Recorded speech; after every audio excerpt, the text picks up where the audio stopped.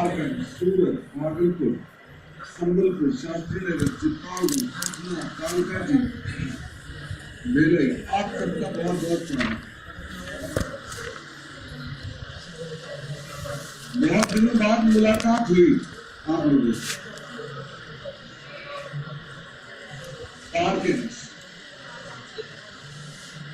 सब कुशल मंगल है, तैयारी चल रही है एग्जाम्स की, तो जो तैयारी हो रही है, पसीने निकाल रहे हैं आप लोग।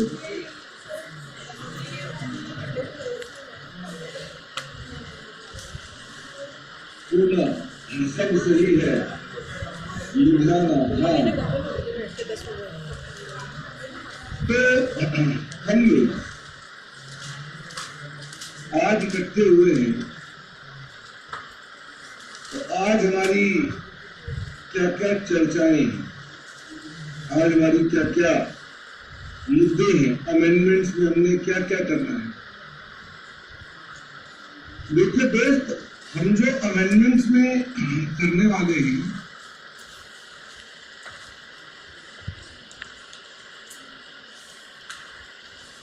फॉर नवंबर 16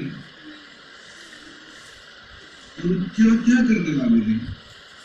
हमारे इंस्टीट्यूट ने आपके कोर्स में 2 नए गाइडेंस नोट्स डाल दिए हैं नवंबर 16 में। आप फतेहाबाद बताता हूं, 2 गाइडेंस नोट डाल दिए ऑन कॉर्पोरेट सोशल रिस्पॉन्सिबिलिटी। आपको मालूम नहीं क्या आप लोगों ने अभी इंस्टीट्यूट का आरटीपी जो आया है नवंबर 2016 का, आपने वो आरटीपी देखा है? फटाफट से बताओ। Vashi yes, Chittorgarh yes, Muzaffarnagar yes. तो हमने कहा उस आरटीपी में जो नई चीज डाली गई है, that is guidance note on CSR. एक तो ये नया डाल दिया, दूसरा डाल दिया गया guidance note on derivatives. Guidance note on derivatives, ये 2 नए इंट्रोड्यूस कर दिए गए टॉपिक्स। बीच में कुछ बच्चों का कहना है कि प्रपोज्ड डिविडेंड का क्या होगा, प्रपोज्ड डिविडेंड का क्या होगा। तो हम प्रपोज्ड डिविडेंड की बात भी करेंगे, बट दिस इज एप्लीकेबल। जो प्रपोज्ड डिविडेंड है, इसकी जो अमेंडमेंट है, ये कब से अप्लाई होगी? इसकी अमेंडमेंट अप्लाई होगी मई 2017 से। ये कब अप्लाई होगी? मई 17। तो हम ये हल्का सा जिक्र कर लेंगे, हम हल्का सा इसका रेफरेंस ले लेंगे। ऐसे ही कोई अकाउंटिंग स्टैंडर्ड 2 में भी हल्का सा स्लाइड चेंज है, जो कि मई 17 से अप्लाई होगा। तो ये भी हम हल्का सा जिक्र कर लें। हाँ पार्किन बेटा, हम हर साल में 2 बार, जो भी 6 महीने में नया आया वो अमेंडमेंट आपको पढ़ाते हैं। तो इस बार जो अमेंडमेंट है आपके लिए, वो सिर्फ ये 2 है, इसके अलावा और नहीं है। तो जब आप हमारे पास, अगर आपके एग्जाम मई 17 में है, तो आपको सिर्फ इतना पढ़ के जाना है। और अगर मान लीजिए आपके एग्जाम मई 17 में, तो ये पढ़ लीजिएगा अभी, और बाकी पढ़ेंगे हम लोग बाद में, अगले महीने। इसके अलावा हमारे पास एक और छोटा सा पॉइंट है, and that is AS10 and AS6। ये रिवाइज तो हो गया, और हमने क्लासेस में भी रिवाइज पढ़ा दिया। इस मई 2016 में हमने रिवाइज पढ़ा दिया, बट AS10 एंड AS6 नवंबर 16 में ओल्ड आ जाए। तो आपने ये नहीं देखना कि हमने क्या पढ़ाया क्या नहीं पढ़ाया। अगर आपके एग्जाम नवंबर 16 में है, अगर आपके एग्जाम नवंबर 16 में है, और आपने AS10 एंड AS6 पढ़ रखा है, AS6 पढ़ने का मतलब ये है कि क्योंकि नए में AS6 डिलीट हो गया है।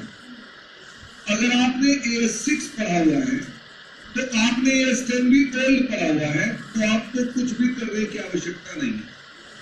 लेकिन मैंने कुछ स्टूडेंट्स को ये दोनों नए डिस्कस करा दिए थे। तो आज हम आपको ये वाला ओल्ड AS10 ओल्ड AS6 भी पढ़ाएंगे। This is not any amendments, ये कोई अमेंडमेंट नहीं है और इसकी मुझे कोई इंपॉर्टेंस भी नहीं दिखती है। ये कोई बहुत इंपॉर्टेंट चीज में नहीं आता। जो चीज लास्ट बार पूछी जा रही है, how it can be important. AS6 delete हो रहा है, how it can be important, मतलब उसका स्टूडेंट के फ्यूचर कैरियर से कोई लेना देना नहीं, तो उस पर सवाल इंस्टीट्यूट नहीं पूछेगा। फिर भी क्योंकि हम लोग अपनी कवरेज करने के लिए ऐसा कर रहे हैं। Now there can be certain problems with the students, there can be certain problems. जिन स्टूडेंट्स ने हमसे मई 2016 में पढ़ाई की, जिन्होंने मई 2016 में पढ़ाई की,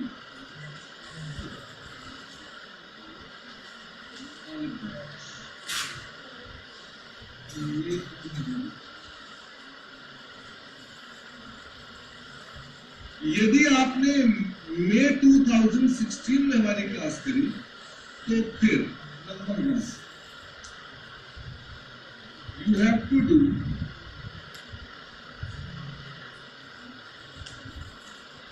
old AS10 old AS6, फिर आपको ये करना है नो अदर। जिन्होंने मई 16 के अंदर हमसे पढ़ाई की, अगर आपने मुझसे मई 16 में पढ़ाई की तो आपको सिर्फ ये करना है और कुछ नहीं करना है, और कुछ नहीं करना है। हमने already guidance note on CSR and guidance note on derivatives cover,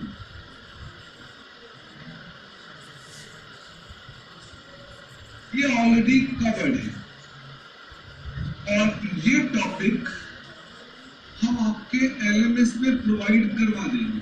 LMS पर ये टॉपिक प्रोवाइड करा देंगे। You can go home, don't waste your time, क्योंकि ये एलिमेंट्री है, इसमें ऐसा कोई मुश्किल काम नहीं है। तो ये चीज आपके LMS पर अवेलेबल होगी अगर आपने मई 16 के एग्जाम दिए। नवंबर 15 में और अर्लियर, नवंबर 15 में earlier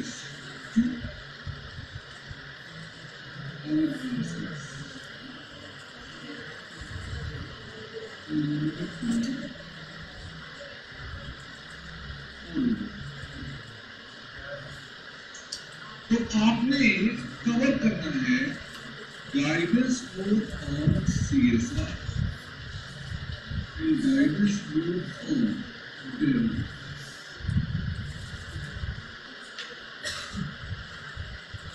You have already done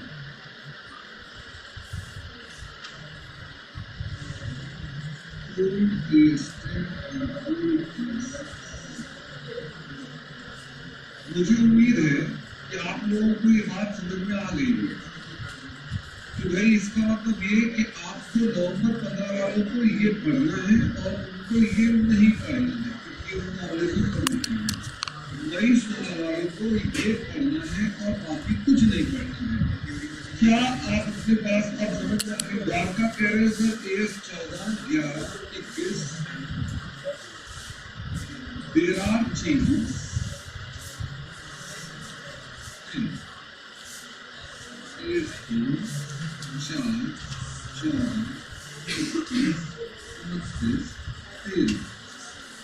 इनमें भी चेंजेस हैं एंड ऑफ कोर्स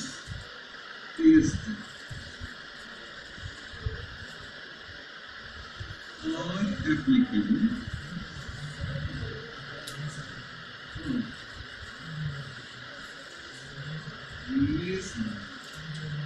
इसका मतलब अगर आप 3 चेंजेस की बात कर रहे हो तो ये मई 17 से अप्लाई होगा, will be covered next time.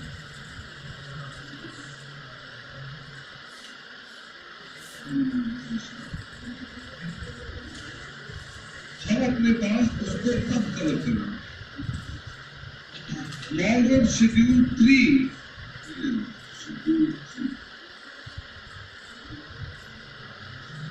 ये अमेंडमेंट जो कि 30 मार्च 2016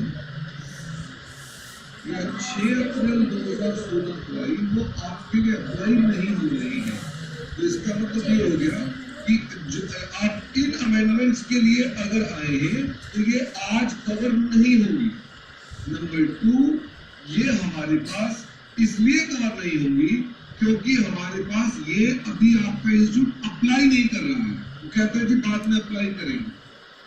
चलिए जी, हमने एक बच्चे ने और लिख दी बात, हालांकि सब नालायक है, वैसे 2 डेट लिख दी हो तो कोई दिक्कत नहीं है।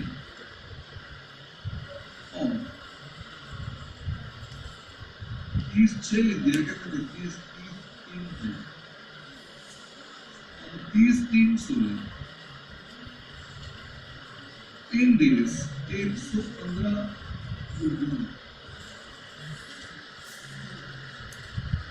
10 days 18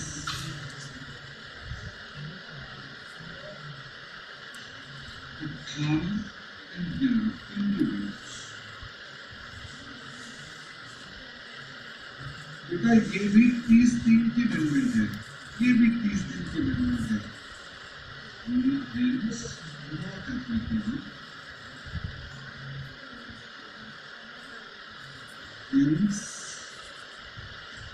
और नंबर 16 हमने जो पढ़ा रखे हैं आपने वही करना है। ये चेंज भी मई 17 से लागू होगा। 3 डेज 115 कब हटेगा तुम्हारे लिए? ये मई 17 से हटेगा। 18 और 11 कब से आएंगे? मई 17 से आएंगे। मुझे उम्मीद है आप इन चेंजेस की वजह से कंफ्यूज नहीं होंगे। मैं सरल भाषा में कह रहा हूं, जो कुछ भी चीजें 30 मार्च को या 6 अप्रैल को आई है वो आपके लिए अप्लाई नहीं हो रही है। ये इंस्टीट्यूट के आरडीपी में क्लियरली मेंशन, ठीक है ना?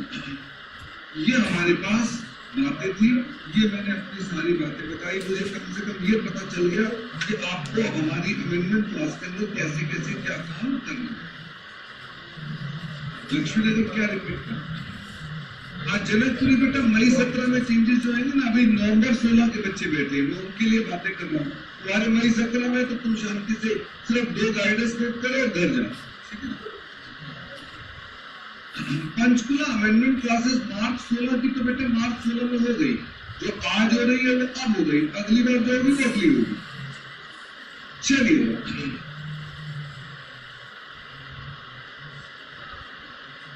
ग्वालियर AS 109 बेटा हमने पिछले बिल्कुल पढ़ा दिया। पिछली बार हमने 14 अमेंडमेंट क्लासेस की, उन 14 क्लासेस से कवर कर लिए। तो अब हम जो अपने पास करने जा रहे हैं उसके आगे की अमेंडमेंट्स कवर करने जा रहे हैं। उसके आगे क्या चेंजेस है, उसके आगे की चेंजेस डिस्कस करने जा रहे हैं।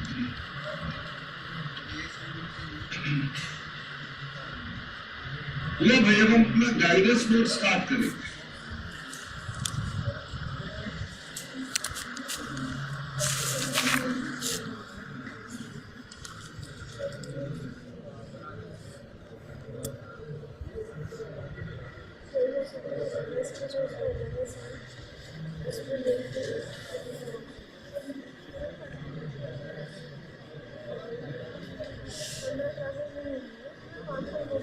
गाइडेंस नोट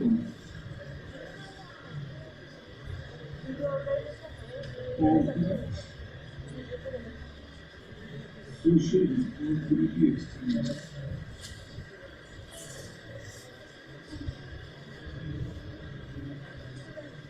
CSR के ऊपर जो एक्सपेंडिचर होता है उसकी हम बात कर रहे हैं। मुझे बताओ,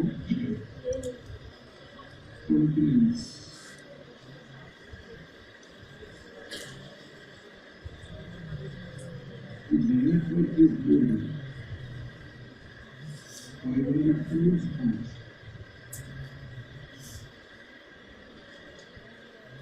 Turnover is low. 100 crores.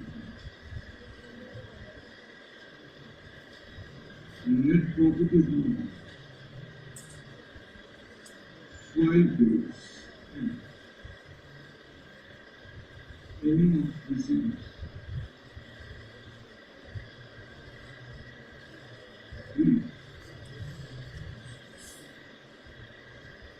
Financials are deployed to apply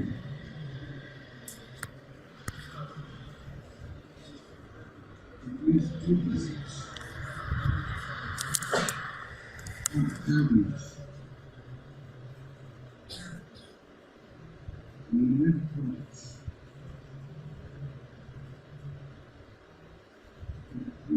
towards serious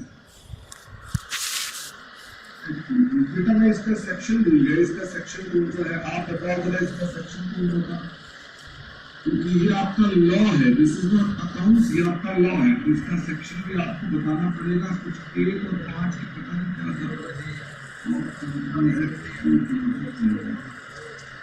क्या था 135। हमें क्या सीखना है, हमें देखना है उसका treatment.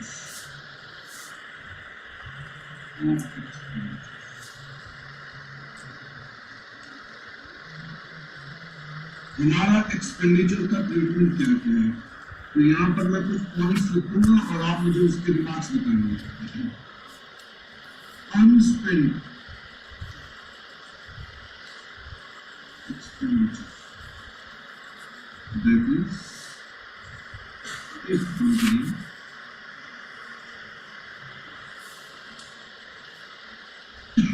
is unable to expend specified needs, then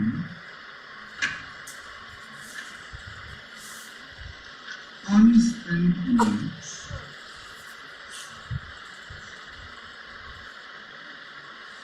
should be disclosed in director's report। क्या आपको ये बात मालूम थी? बोलो हाँ, पढ़ा हुआ है ये सब कुछ, लॉ में भी पढ़ा हुआ है। फिर भी B.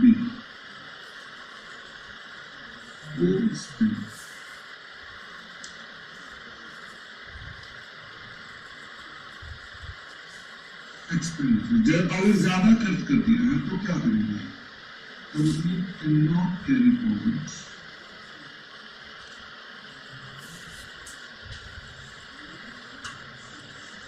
excess expenditures।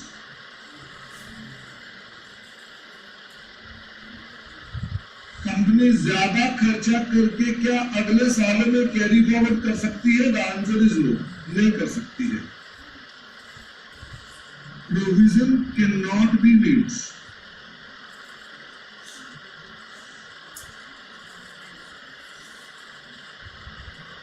unless yes is for unspent amount. तो आपसे पूछे कि क्या हम प्रोविजन बना सकते हैं? द आंसर इज नो, आप प्रोविजन नहीं बना सकते। लाल कुर्सी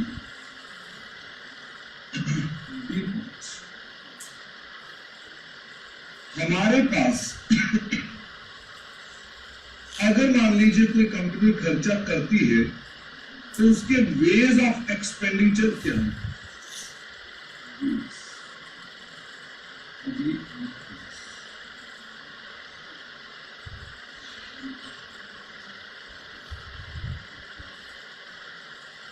of expenditure. 1 contribution to balance या दूसरा expenditure through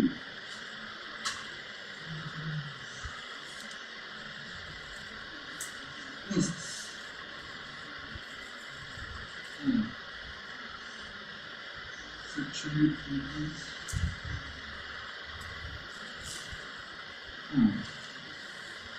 direct expenditures on specified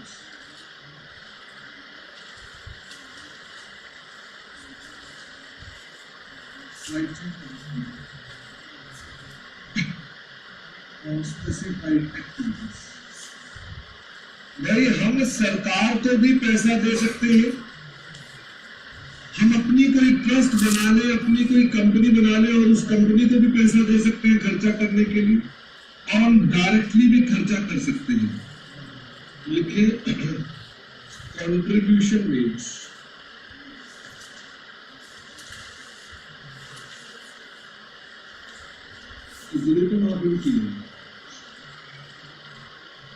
जो आपने कंट्रीब्यूशन कर दिया उसे आपको राइट ऑफ करना पड़ेगा। दूसरा, अगर हमने कोई कंट्रीब्यूशन की जगह अपना ट्रस्ट बना रखा है और ट्रस्ट को पैसा दिया तो लिखिए amount paid to trust section 8 companies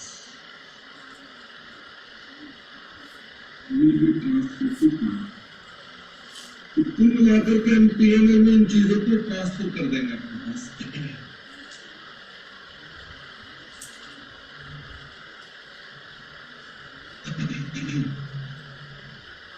फिर उसके बाद डायरेक्ट एक्सपेंडिचर अगर हम करते हैं, कई बार हम खर्चा खुद करते हैं, लेकिन expenditure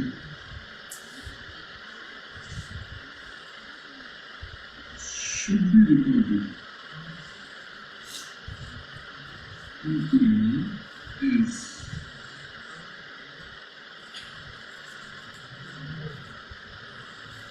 CSR expenditure, as CSR expenditure.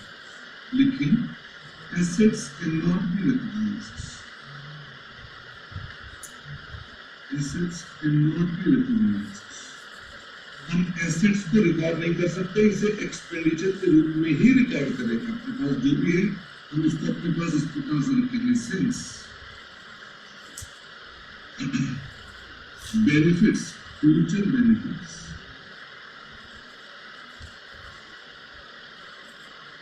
will not flow, benefits entity को फ्लो नहीं करेंगे। कई बार जी आप लेट आते हैं फिर बाद में कहते हैं कौन सा एएस चल रहा है, गाइडेंस बुक चल रही है, गाइडेंस बुक कौन सी है? मैं आपसे कह रहा हूं, मान लो ए लिमिटेड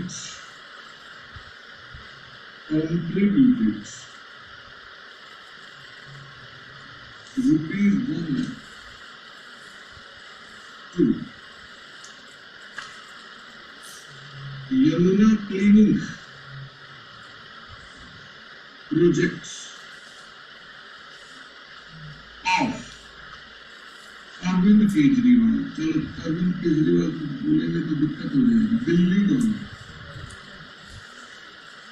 ए लिमिटेड ने 1 लाख रुपए दिल्ली गवर्नमेंट को दिए, तो एंट्री क्या होगी? CSR expenditure account debit to bank 1 lakh.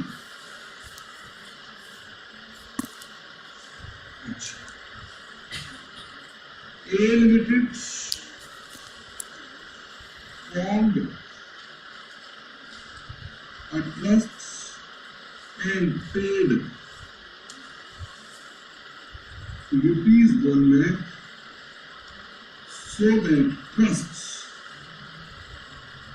can meet its objectives. हमने 1 लाख रुपए ट्रस्ट को दिए और हमने कहा भाई तुम अपना काम करो, तो ये भी क्या होगा, CSR expense account.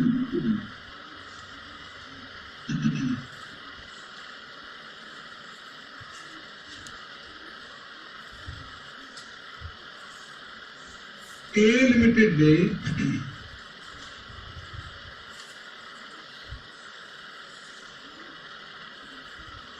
A Limited incurred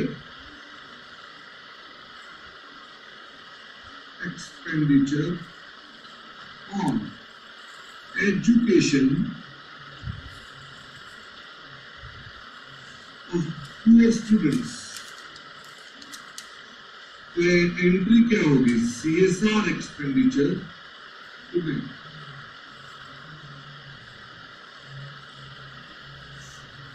मेरा सवाल ये है कि मान लो ए लिमिटेड ने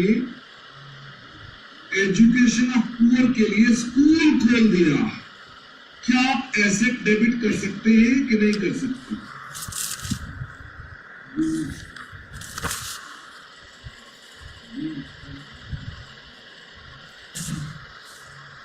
क्या आप अपने पास स्कूल खोल दिया तो क्या स्कूल को अपने पास एसेट दिखा सकते हैं? The answer is no, assets can not be recognised, क्योंकि इसके बेनिफिट एंटिटी को तो मिलने देंगे। इसका मतलब इसे भी राइट ऑफ ही करना पड़ेगा। तो मैं एक एग्जांपल और यहां लिख देता हूं, ए लिमिटेड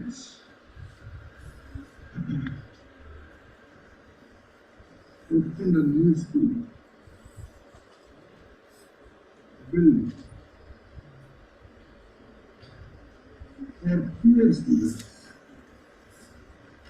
तो क्या एसेट डेबिट होगा? नहीं भाई नहीं, CSR एक्सपेंडिचर अकाउंट डेबिट। तो बैंक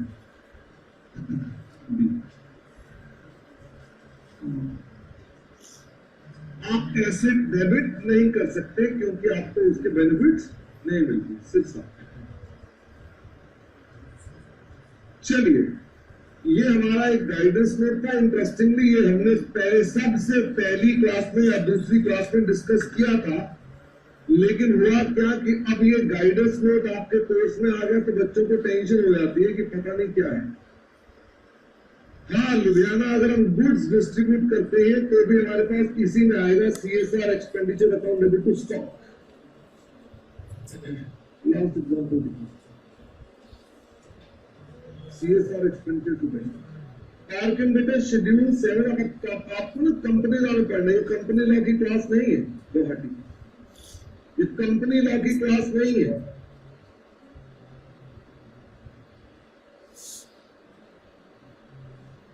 तो इसलिए हम अपने पास यही एंट्रीज डालेंगे। अब आप अगर ये लिख चुके हैं तो मुझे बताओ,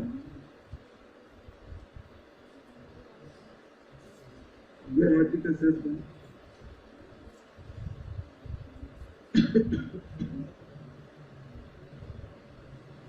एक्सपेंस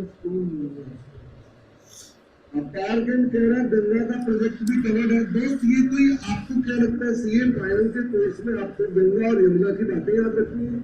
करनी भी होगी तो लॉ में करनी होगी। मैं आपको अकाउंटिंग ट्रीटमेंट बता रहा हूँ, this is the accounting treatment, you should know what is the accounting treatment. Okay, तो अमाउंट नहीं लिखा तो कोई बात नहीं। AS 2 का चीज आपके लिए रेलेवेंट नहीं है बेटा, क्या करोगे उसके बारे में? स्पेयर पार्ट्स का है, स्पेयर पार्ट्स को हम क्या अपने पास AS 10 में कवर करेंगे कि 2 में कवर करेंगे? उसका स्कोप चेंज किया उन्होंने कहा, उन्होंने कहा स्पेयर पार्ट्स वगैरह जो भी है वो हमारी इन्वेंट्री से हट जाएंगे और AS 10 में करेंगे। ये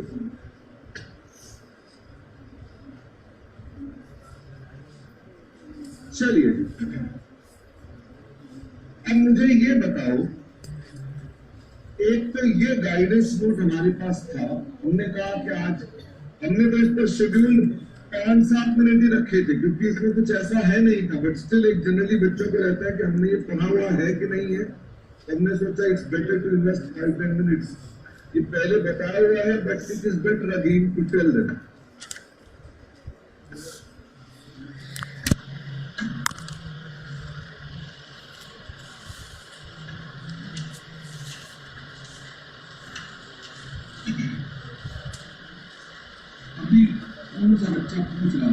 2 is to earlier used to do.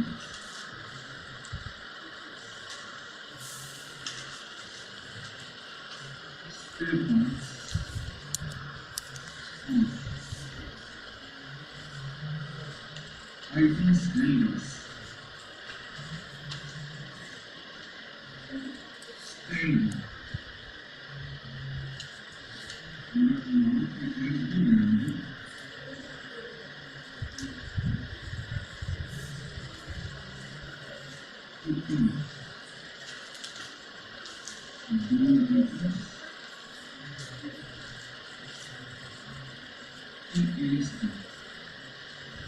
ये अमेंडमेंट एप्लीकेटिव है,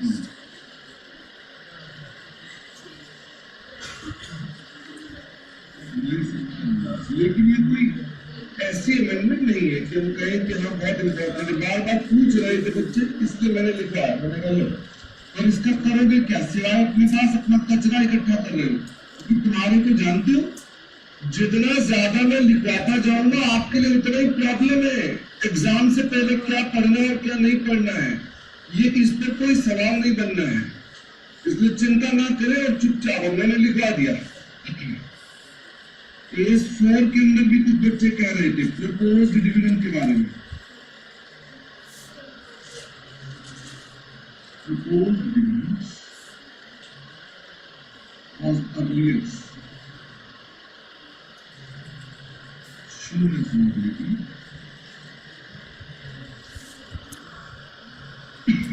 in balance sheet.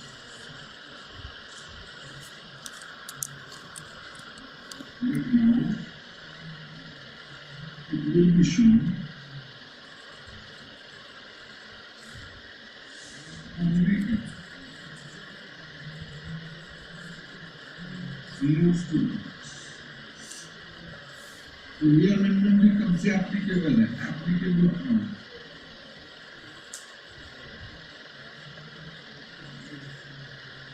मई 17।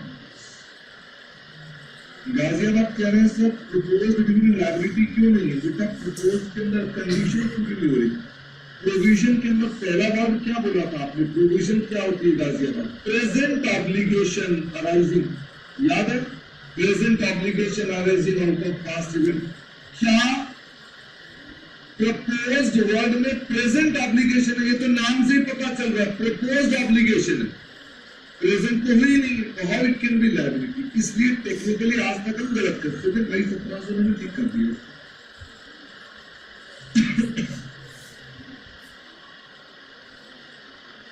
मैं हैदराबाद ऐसे चेंज नहीं कर पाऊंगा बेटा, मुझे पहले किताब ढूंढनी पड़ेगी, फिर पॉइंट देखना पड़ेगा, पहले अपनी चर्चा पूरी कर ले, ठीक है?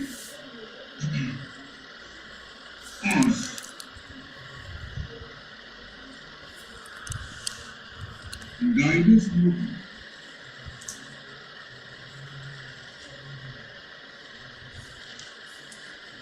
डेरिवेटिव्स, और साहब ये गाइडेंस नोट जो इसने दिया है ऑन डेरिवेटिव्स, ये हम डिस्कस कर लेते हैं।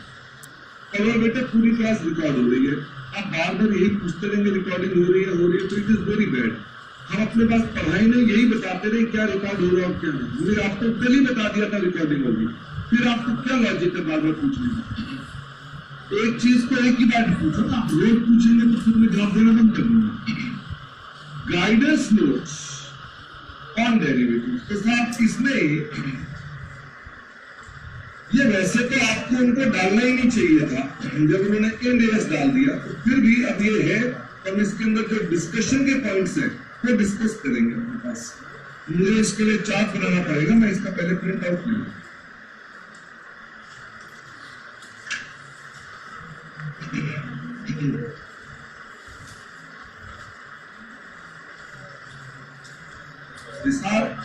कुछ भी पेंडिंग नहीं है जो आप बोल रहे हैं, हमने कर रखा है शेड्यूल 3।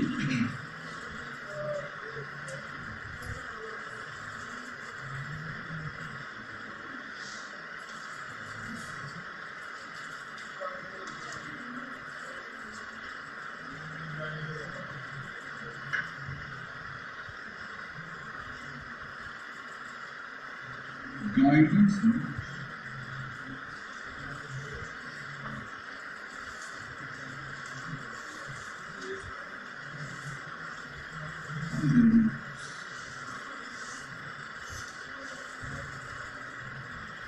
derivative means same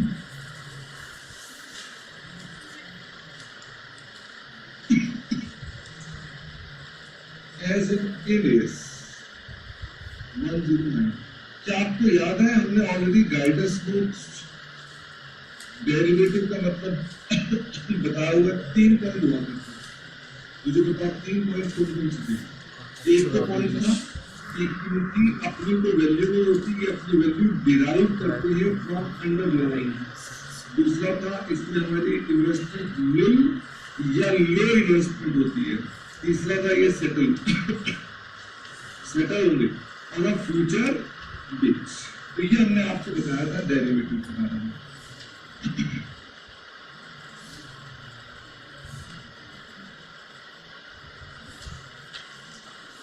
यदि मैं आपको डेरिवेटिव्स के बारे में बताऊं तो derivatives are covered by Ind AS 109 and they are covered by, अब ये कहां पर कवर्ड है? वैसे गाइडेंस को लिख कर मुझे एक्सेप्शन देनी पड़ेगी। Guidance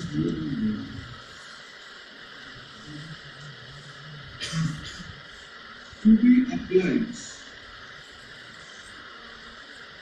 if Ind AS 109 is not applied then। ये बताओ, आप दफ्तर में जब जाकर काम करते हो तो आप दफ्तर में Ind AS 109 लगा रहे हो? क्या दफ्तर में आप Ind AS 109 लगा रहे हो? नहीं लगा रहे हो। तो आपको दफ्तर में क्या लगाना पड़ेगा? Guidance note on derivative. ध्यान ये भी रखना, इट इज नॉट मैंडेटरी। इसका मतलब ये हो गया कि आप इसे भी ना लगाए तो कोई दिक्कत की बात नहीं, आप इसे भी ना लगाए तो भी चलेगा, कोई दिक्कत की बात नहीं। अच्छा, ये गाइडेंस नोट कहता है not applicable to hedging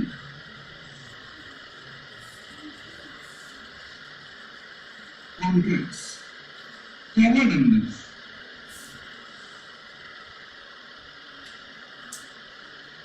AS 11। जिन चीजों पर ऑलरेडी AS 11 अप्लाई होता है उन पर गाइडेंस कोड अप्लाई नहीं होगा, उन पर गाइडेंस कोड अप्लाई नहीं होगा। तो फिर आगे बैलेंस,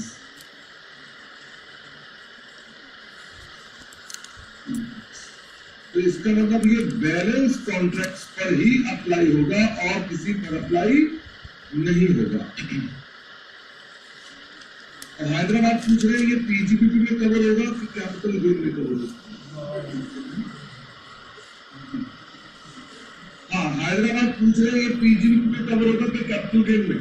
बेटा हैदराबाद ये डायरेक्ट टैक्सेस क्लास है क्या? जानते हो हैदराबाद?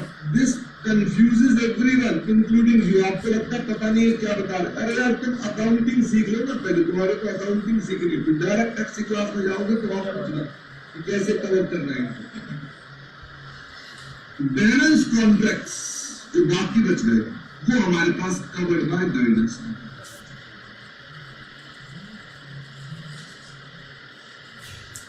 मुझे ये बताओ कि हमारे पास AS 11 वाले कॉन्ट्रैक्ट्स कौन से थे? मैं तो भूल ही गया, मुझे तो AS 11 वाले कॉन्ट्रैक्ट्स याद नहीं आ रहे कि AS 11 में क्या हमने कुछ पढ़ा था कि नहीं पढ़ा था। मुझे कुछ भी याद नहीं आ रहा, फटाफट से बताओ। तो यहां हमने अपने पास हेजिंग कवर की थी, हेजिंग मॉनेटरी आइटम्स, जिसमें किस किस को हेज करना सिखाया था हमने? डेटर को, क्रेडिटर्स को, लोन को, हमने इसको हेज करना सिखाया था। ये हम ऑलरेडी कवर कर चुके थे। कुछ इस तरह की एंट्री होती थी, अगर आपको याद हो, forward contract receivable to forward contract payable. कुछ डॉलर में था, कुछ रुपयों में था। फिर आप अपने पास एक्सचेंज डिफरेंस रिकॉर्ड करते थे। किसका एक्सचेंज डिफरेंस रिकॉर्ड करते थे? Exchange difference on debtors, creditors. फिर आप एक और एक्सचेंज डिफरेंस रिकॉर्ड करते थे। किस पर रिकॉर्ड करते थे? ऑन फॉरवर्ड कॉन्ट्रैक्ट्स, रिसीवेबल या पेबल। जो भी आपके पास डॉलर में होता था, आप उसको रिवैल्यू करते, फिर आप उनको सेटल करते। इसकी चर्चा मैं नहीं कर रहा, और ये हमारे पास जो आपने पढ़